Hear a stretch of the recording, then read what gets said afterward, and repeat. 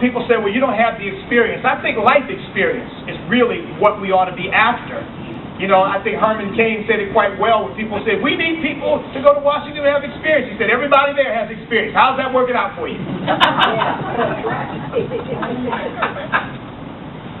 But I believe what we need is a lieutenant governor who will be a champion for our values, who will go across this Commonwealth when the session is over.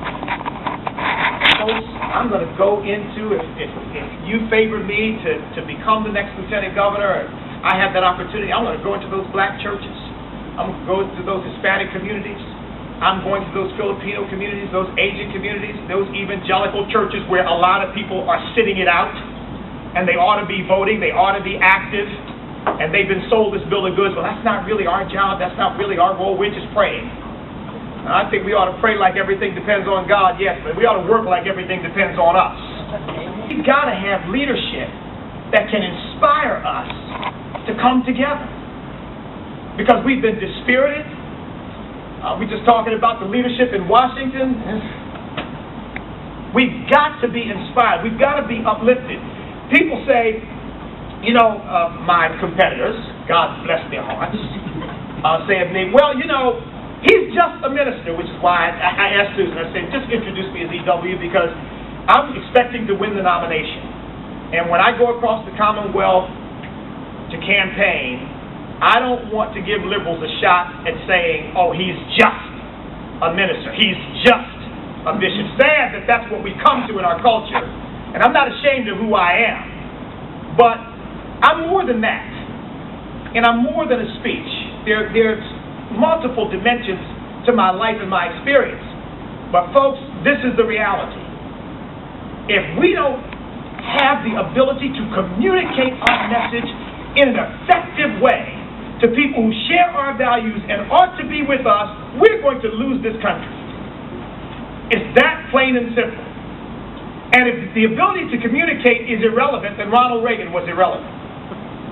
My wife and I started listening to Ronald Reagan after the fiasco of Jimmy Carter. Started listening to Ronald Reagan. And seriously, one day we looked at each other and said, you know what? I think we're conservative. And we were. We agree with everything he says. We didn't know it. There are people like that out there. We've got to bring them into our camp. They've been lied to, folks. They've been lied to. And the only candidate in this race, maybe others don't feel comfortable saying it, but the only candidate in this race who is willing to get in people's face and say that's a lie, you know it's a lie. The Republican Party is not racist. Conservatives are not racist. They don't see people as mass groups, balkanized little ethnic enclaves. They see people as individuals, each one with the imprint of God on them, capable of rising to the highest place. Their gifts, their abilities, their talents will take them, and we want to see that happen for them. We want to see that for that single mother who is trying to raise those children. We want to see that for those poor families. Look, my wife grew up in the projects, Lamoken Village. We talk about it now. Say she moved from Lamoken Village 2 blocks up, moving on up, as they say. I was born and raised on 3rd Street in Chester, Pennsylvania. It was the heart of the ghetto. But I'm not here because of affirmative action or government program. In fact, I was raised in a foster home up until the age of 9.5 years old. My mother and father had broken up, and my father sort of kept control but could not take care of me, and I ended up in foster care, and it became a juvenile delinquent and a failure, complete failure in 5th grade.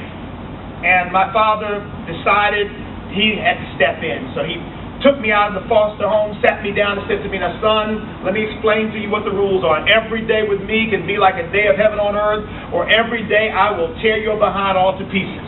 It's up to you. And by the way, tearing you behind all to pieces was illegal then. Well, you know, he gave me a very easy choice. Folks, I went from being an F student in 5th grade, having conferences about whether to keep me back, to an A student in 6th grade.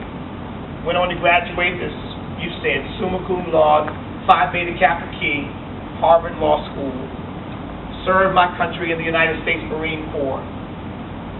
And it wasn't because of the government. it was because of a loving Father who instilled values in me.